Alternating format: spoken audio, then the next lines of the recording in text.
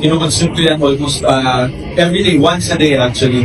And nakikita ko yung pagbabago sa health ko, yung nabibigay na sa akin energy when I have to work. Of course, very demanding yung show business, and at the same time, yung effect sa mental health and the way I sleep, the way I interact with people becomes better, brain fire, walang bihira-bihira pagkasakit lately because of the barley. So I'm very happy and sobrang worth it ng produktong yung using. Thank you so much! Hello Kafden fans! Nakakagulat ito. Para sa akin, nakakagulat ito mga kasembreros ha. Itong item natin na isa. And marami tayong items, nakakalula ang items na ito mga kasembreros. May pictorial din or may pictures din kagabi si Ma'am Catherine. Tapos ay basta isa-isahin ko na lang, basta maraming items, so be excited mga kasembreros. Unahin ko muna itong kay Ma'am Catherine. Kagabi, may pinost na naman ang admins mga kasembreros. Bago to, parang part yata ito ng ano nila, ng serye pa rin no, na ginagawa mga kasembreros. Si Ma'am Catherine dito ay naka-white, tapos naka-peace sign, and then yung isa naman ay nakadikit lang doon no, sa fan na girl mga kasembreros na si Ma'am. Ito pa yata no, gumagawa pa rin sila ng serye dito mga kasembreros sa part na ito no, na kung saan ay dito iikot or mostly umiikot ang kanilang istorya mga kasembreros sa parang refreshment bar na ito mga kasembreros. So si Ma'am Catherine dito ay nagkaroon siya ng chance. Hindi ko alam kung fans itong dalawa. Tapos yung isa dito ay isang picture kasi ay merong isang ma'am no, si ate, naka-glasses siya, tapos may bag na puti, tapos naka-relo. Si Ma'am Catherine may nakadikit sa kanya no, habang nagpa-picture. Tapos yung isa naman dito ay yung dalawa na parang hindi ko alam, parang artista rin itong isang to no, na si ate girl, tapos si kuya na maraming tattoo.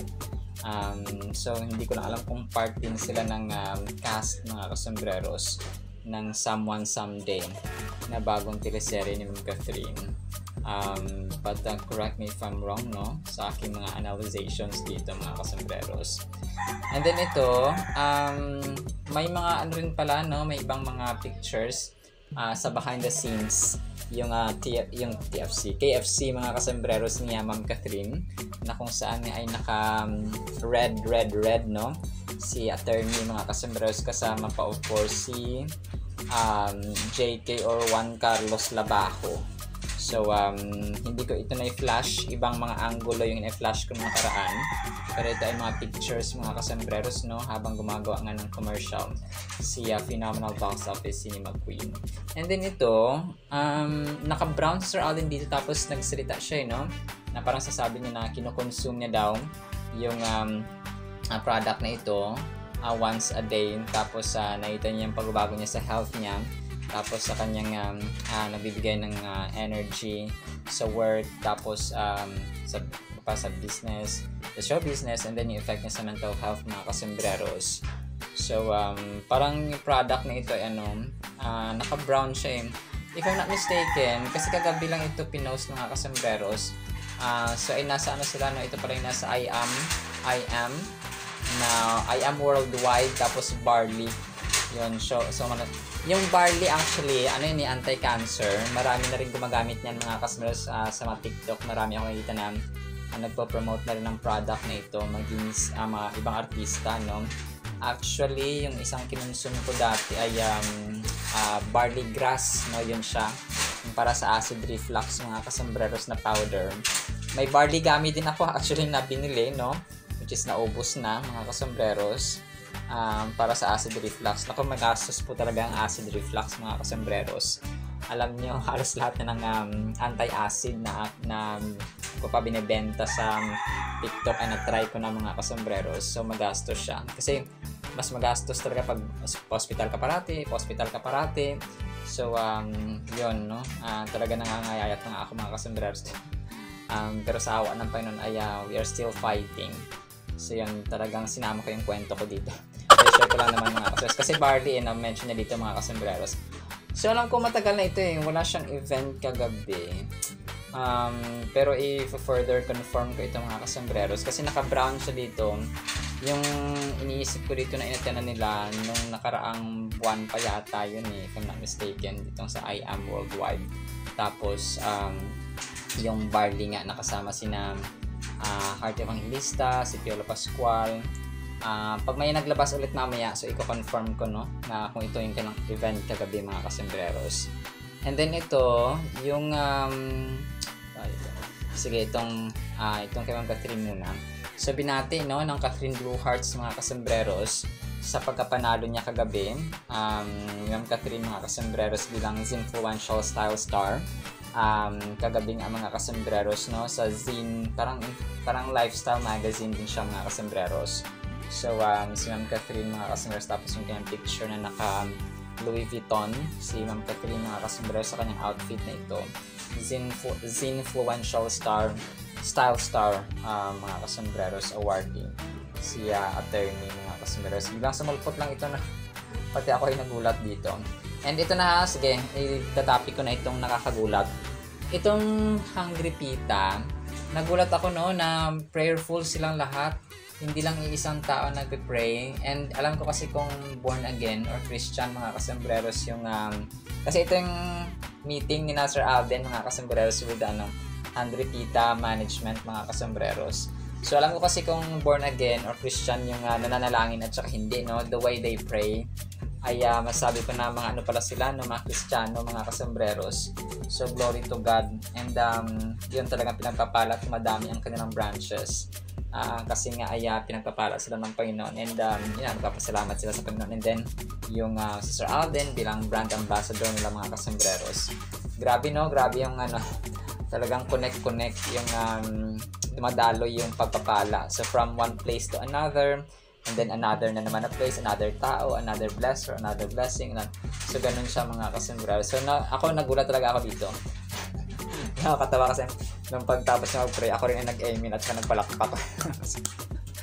So akala mo part ako ng kanilang prayer mga kasombreros. Pero yun ang isa sa mga amazing ways, amazing powers ng Panginoon mga kasombreros, na kung saan ay nagiging nagbubuklod mga kasombreros ang kanyang mga anak when it comes to prayer, Bible, mga salita of course mga kasombreros. And then ito, nakakatuwa ito si Daddy Dane kasi na-feature na naman siya dito sa nag-post kagabi 15 hours ago yung Hanam Prime Korean Skin Lab and Wellness Center. So na kung saan nga siya ay kinuha na brand ambassador, di ba? Ibang level din si Daddy Day, kumikita ng extra na. So yun nga, nag-post kagabi, sabi dito with every phase of life, your skin has new needs. It starts to look for care that's consistent, supportive, and designed to keep it at its best.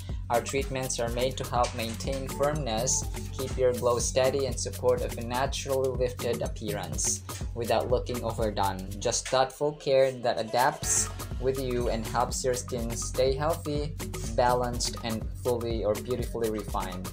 So meron silang bagong open na branch sa SM City Fairview. Tapos meron din pala sa kaya pala malapit sa kanila Daddy Day pala ito soon magbubukas sila soon sa SM City Santa Rosa, Laguna, tapos sa Vista Mall sa Taguig mga kasombreros. Soon to open din po ito mga kasombreros. Tapos may picture niya Daddy Day niya na naka siya dito na naka gray na tuxedo of course so batang ambassador pa rin si Daddy Day mga kasos, batang endorser si ang tatay ng pambansang Day mga kasos. Nakakatuwa si Daddy Day mga kasos kasi dito endorser pa rin ang inyong lolo na ba siya? May anak niya yata yung kuya ni Alden, but correct me if I'm wrong. So and then dito ko nalaman na Bernardino pala yung apelyido ni ni Gian, yung Cup of Joe, na grupo ng Cup of Joe mga kasmiros. Sila yung kumanta ng yung minumulto na ako kailangan minumulto na ako. So parang yung mga kasmiros narinig natin sa mga karaoke at tugtugan mga kasmiros itong multo. So, na magiging guest din ni Sir Alden sa kanyang ultimate fan meet mga kasombrero sa December 13. So, Gian Bernardino pala sa vocals at saka si Rafael Ridao. Tapos sa lead guitar, si Gabriel Fernandez, CJ Fernandez sa rhythm guitar. So, Bernardino, no, naalala ko dito si Ma'am Kat na Bernardo ang apelido mga kasombreros. So, from lahat ng bukas tumulto, this young pop alternative band from the North has carved out a sound that it's hard and stays with you. Cup of Joe is on a fast rising trajectory, racking up recognitions across major platforms, proving not just the strength of their discography but the power of the band behind it. So, yun siya mga kasombreros, no? So, congrats in advance kasi magiging parts ka ng dito fan meet, na ultimate fan meet ni Pisoy mga kasombreros. And then ito, so ang cute, no, nang ginawa ng isang fan dito sa post niya actually, Sherwin Perfect, tapos ang picture ng Kathleen. So marami talaga ang Kathleenatics mga kasombreros. Although this was 3 days ago, kanina ko lang kasi nakita mga kasombreros na kaya pinost ko si Charwin yung kanyang pangalan. Tapos picture ni Ma'am Catherine, yung masaya sila masyado mga kasombreros, no? During third day ng cinema visits mga kasombreros, pagdalaw nila sa mga sinihan. And then ito, next item natin, of course, yung release ko din po ni Sir Alden. So grabe, no? Si Ma'am Catherine may KFC. May KFC, may BDO, and so on. Tapos Sir Alden naman ay Release Co cracker. So hindi natutulog ang mga brands nila. Sabi ng Release Co, the correct answer is R for Release Co. Kuhang-kuha nyo. Congrats sa lahat ng mga win na win sa pasobrang treat namin last Halloween. So, yun. Parang nag-congratulate mga kasombreros, no? At para po sa ating Word of God is sobrang cute po nito ha. Ang title po natin ay Mapurol na Palakol. Ecclesiastes chapter 10 verse 10. So Ecclesiastes 10 muna tayo ng lahat mga kasombreros. If the axe is dull, yun mapurol nga, no, hindi siya matalim, and one does not sharpen the edge, then he must use more strength. But wisdom brings success. Grabe, napakaganda ito mga kasombreros. Simple lang yung mga salita na ginamit niya, pero very impactful and full of wisdom mga kasombreros. So, ito po ay nagsasalita yung general context, yung general meaning ng Ecclesiastes 10 verse 10 mga kasombreros ay about wisdom, no, at saka preparation sa ating buhay. So, and then, yun nga, no, ang kaalaman mga kasombreros, may mga malaking tao, may mga maraming tao na dahil sa mali nilang desisyon, pinagsisihan nila.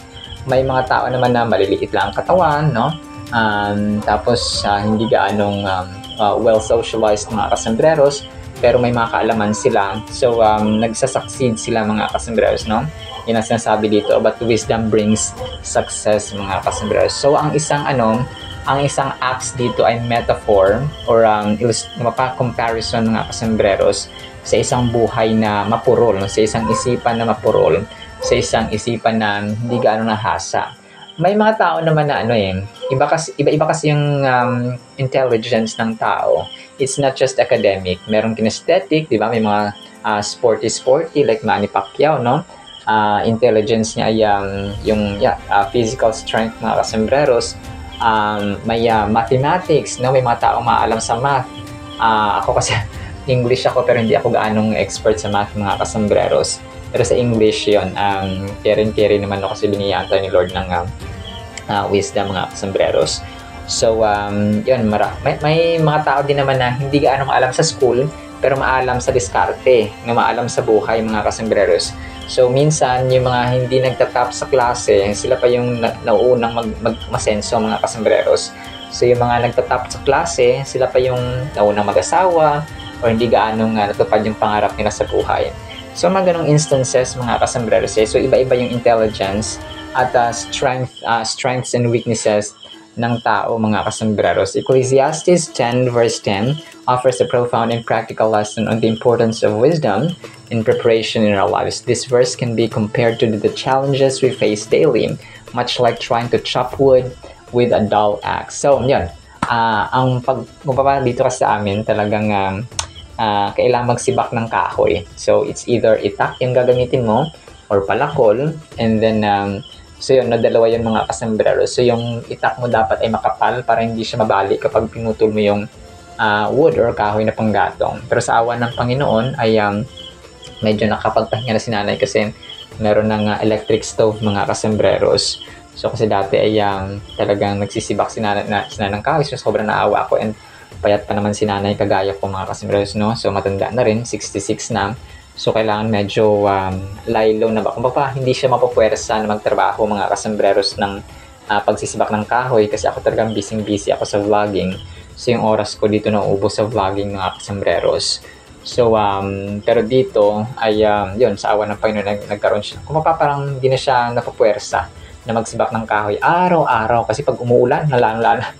Pag umuulan talagang stress siya dati kasi hindi na apoy, hindi nagsisiga yung apoy mga kasanggaros kasi nga medyo basa yung kahoy. Araw-araw ka nagluto, no? 3 times a day. So, may ano pa. So, basta, dito? Matrabaho mga kasambreros. So, kagaya dito, kapag tayo po ay nagpuputol ng kahoy, gamit tayo sa mapurol na axe or palakol mga kasembreros, so, kailangan natin ng malaking effort, di ba? Kapag mapurol ang isang itak, ang isang palakol mga kasos, kailangan mo ng malaking lakas, no? Maraming lakas mga kasos ang Google mo. Kasi nga, ilang palo ang gagawin mo doon mga kasembreros, kasi nga mapurol siya. We might spend a lot of effort in our lives, but without the right tools and mindset, we could find ourselves putting in much more work than necessary. Kung yung isang, meron akong kwento may dalawang magtatabas ng nagpuputol ng kahoy. Yung isa, mapurol yung kanyang itak, tapos yung isa naman matalim. So, ang isang mapurol, yung isang kahoy, kailangan niyang ihagis yung kanyang kailangan chop-chopin yung isang kahoy ng 100 times, no? Pero yung sa matalim naman, same wood mga customers ay kunwari 20 times lang or 10 times lang. So ganun. So ang tendency, mas maraming effort. Nagigets mo ba natin? Mas malaking effort ang ginugugol nung mapurol yung itak kesa dun sa may matalim na itak mga customers. Ganun din po sa buhay natin. Kapag yung ating mental aspect, parang tulad ng ginawa namin nanay, di ba? So kung hindi namin naisip na bumili ng gas stove or ng electric stove, for example. So, hanggang ngayon ay more strength, more effort pa ang kanyang gagawin sa pagsisibak ng kahoy mga kasembreros. So, ganun sinasabi po dito na, but without the right tools and mindset, no, we can find ourselves putting much more work than necessary. Kung kailangan mag-exert ng effort kasi nga mapurol mga kasembreros ang iyong tool na ginagamit. When we read through this verse, we are reminded that sometimes, rather than burning ourselves out, we should take a moment to sharpen our skills, knowledge, and tools. So yun, yung dalawang magpuputol ng kahoy, ang tendency, nagtataka yung mapurol yung itak na bakit parati naman ito nagpapahinga. Pero mas marami pa siya napuputol na kahoy sa akin. So habang nagpapahinga pala yung taong may matalim na itak, ay hinahasa niya, no, yung kanyang palakol or yung kanyang pangputol mga kasembreros. So ganoon din sa buhay natin, hindi lang puro go, laban, sulong. Sometimes you need to take a rest, you need to take a pause, you need to sit down and meditate and plan, no? Talagang yung good planning ay maganda yun mga kasembreros, hindi lamang sa kumpanya yun applicable, kundi sa ating mga tahanan at sa ating sarili. So ganun po siya, no? So kung kaya napakahalaga. Now we have to sharpen our skills, our knowledge, our tools, no, our relationships, and so on. Especially, no, yung ating relationships sa Panginoon. The iron is the metaphor, is a symbol of our abilities and understanding. An unsharpened axe leads to frustration and inefficiency. So yung mapurol doon na itak ay mag-uwi lamang or maglilid sa insufficiency at saka frustration. This can be seen as a metaphor for our own lives, be it our jobs or studies, our relationships, no? If we don't take the time to learn, understand, and ensure we are prepared, we may struggle to achieve our goals. Wisdom in this context is the act of taking the time to prepare ourselves effectively to meet the challenges ahead. The piece teaches us wisdom, and this is not just knowledge, it is also about how we apply the knowledge or that knowledge in real life situations. So yun nga, no? talagang you have to take time talaga na preparation. Kagaya sa kagaya sa isang battle, no? Hindi pwedeng ang isang hukbo ay puro sulong agad na walang strategy, walang mga technique, walang mga plano na gagawin mga kasembreros. So, and it's very crucial, no? The context of Ecclesiastes is crucial to fully appreciate the meaning of verse 10. The book itself is often filled with reflection on life. So, the meaning of existence and wisdom gained through living. So, King Solomon believed to be, so si King Solomon ang nagasulat nito mga kasembreros. So, by focusing on a simple, grabe no, ang galing. Yung imagine mo yung palakol ay naging example pa siya dito. Naging comparison pa siya mga kasembreros, no? Sa buhay ng tao. Alam nyo, since ako dati ay biniyaan din ng Diyos na maging preacher doon sa church sa Maynila. Youth preacher ako doon mga kasembreros. Ay yung mga maliliit na bagay, maliliit na detalye, ay napagtutunan natin ng pansin. Kasi kapag, kunwari dati nagpe-prepare kami, hanggang ngayon ba naman, no, nagpe-prepare tayo ng Word of God mga kasembreros, kung para 3 times nga, dati talagang sa Manila, sa church, ay isang beses lang mag-prepare kasi Sunday lang. Pero dito talagang araw-araw 3 topics yung ating nire-ready mga kasembreros. Sa awa ng Panginoon ay na-explain natin sa kanyang dahil sa wisdom na binigay niya sa atin. So yun, yung mga maliliit na detalye, minsan kapag tumingin ka sa paligid mo, kahit yung isang lapis, no, makukumpara mo sa buhay, dahil may eraser siya, no, ang buhay parang lapis, no. You need an eraser para maitama yung iyong mga pagkakamali. So, something like that ba, no? Wisdom na nagmumula sa Panginoon, mga kasembreros. So, yung period, no? Yung isang tuldok, pag nakita mo yan, so, ang pwede mong sabihin na kapag pag nilagay ng Diyos ay period na, no? Pero pag nilagay ang Diyos ng kama, ibig sabihin may kasunod pa. So, huwag mong lagyan ng period. So, mga ganong bagay, no? Papel, and so on. So, marami ako naiisip, mga kasembreros, na mga metaphor na pwede natin ihambing sa isang bagay or sa isang tao or sa isang bagay din po, mga kasembreros. So, vice versa. And yun, talagang ang galing ng Panginoon, mga kasembreros. Just as an unprepared worker struggles with a dull axe, we too can make our lives harder when we neglect to pursue wisdom or become complacent. So, in the broader context, so yun siya, mga kasembreros, napakahalaga po talaga ng wisdom sa ating pang-araw-araw na buhay. And huwag nating neglect, no, yung pagbabasa ng Biblia, panalangin. Talagang dapat magiging part na ito ng ating daily routine, mga kasembreros, because without this, no, magiging misguided tayo, no. Kung pag misguided tayo, pag sinabi ni ganito, maniniwala tayo kahit mali. Pag sinabi ni ganito, maniniwala tayo kahit mali, because we don't have the Bible principles, which are the most accurate, the most important, the most reliable and trustworthy, mga kasembreros. So, pag alam mo yung totoo na binasa mo sa Biblia, pag sinabi ni ganito na ganyan, hindi yan ang sabi ng Panginoon. So, may wisdom ka, may knowledge ka, kasi nga, nagbasa ka, no? You yourself read, you yourself studied, no? Ganun siya, mga kasembreros, kahalaga sa ating pang-araw-araw na buhay. So, hindi lamang siya magagamit ngayon, kundi magagamit pa natin at pwede natin ipasa sa next generation, sa mga anak natin, sa mga apo natin, sa mga apo pa natin, mga kasembreros, pamangkin, and so on, no? So, ganun po siya kahalaga. Alright, sinabi sa ating Word of God, pagpalaan po tayo ng pag-ibig, pananampalataya, pag-asa, wisdom, no?